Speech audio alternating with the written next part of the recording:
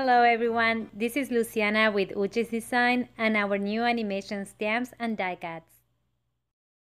Today I'm going to be showing you how to use our new animation die cut Dc105 to make this cute and fun slider card. We're going to start with a pattern paper that's 5 3/4 inches by 12 inches long. Make sure to start from top to bottom.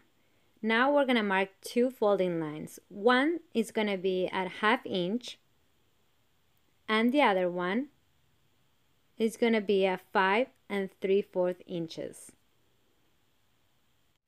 Here I rotated my paper, but it's okay. It's the same because this is the center line, so if you keep going down, it's also going to be 5 3/4 inches. And then with the help of a bone folder, make sure that you mark those folding lines. Now starting from the bottom, mark 1 inch on one side and then 1 inch on the other one and also in the center. Then find the center point of the remaining space.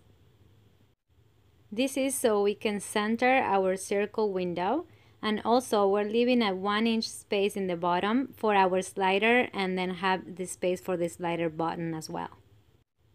Now you can run it through your die cut machine, or you can do the next step and then die cut once. Now mark 1/2 inch from the bottom of your card and then mark your die cut in the center and align it with the center of your card. We die cut it 1/2 inch from the bottom, so when we fold the card it doesn't show through the slider space. This card is 5 3/4 by 5 3/4, so it fits in a 6 by 6 envelope. Now we're ready to do the frame for the front of the card. You can choose to put the two circles together for a thinner frame, or you can choose to do this cute frame that I like so much. Now I get the bigger circle die cut and I cut a circle of Nina cardstock so I can stamp my animation image. One important tip about our animation stamps is that you gotta stamp straight so the lines of the stamp align with the animation grid. So when I take my animation stamp, I place it on the front of the acetate as a guide, and then I pick it up straight with my block. And that way, I make sure that every time I stamp straight and it corresponds with the lines of the animation grid. You can also use your stamp positioner. That way you can stamp first and try it with your grid, and then when everything works perfectly, you stamp it on your project.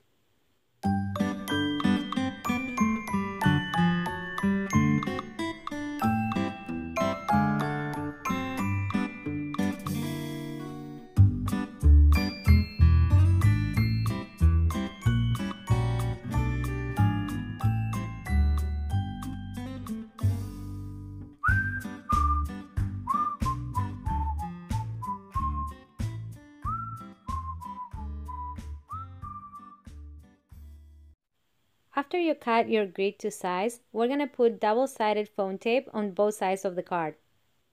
Also, to close the card, we're going to apply glue and the bottom flap. The foam tape is going to give us some room for the animation grid to move back and forth.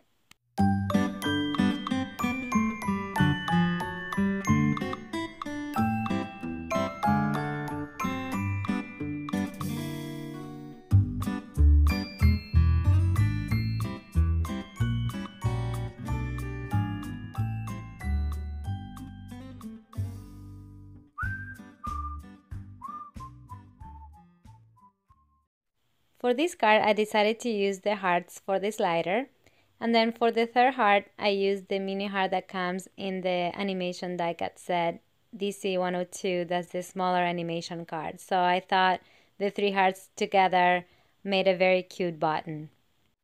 And then I decided to put the heart into like a banner.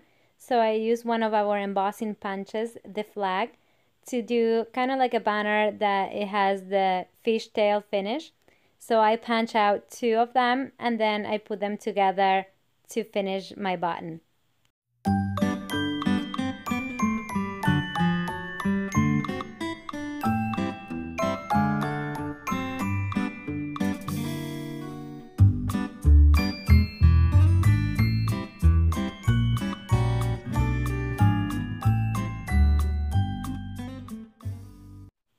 Now to glue our slider button, we're going to use 2 pieces of foam tape.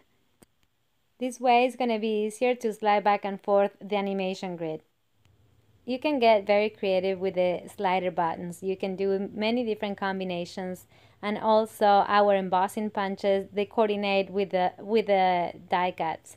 So we have the embossing punch that is a star and the embossing punch that is a heart, and both of them coordinate beautifully with the die cuts in this set.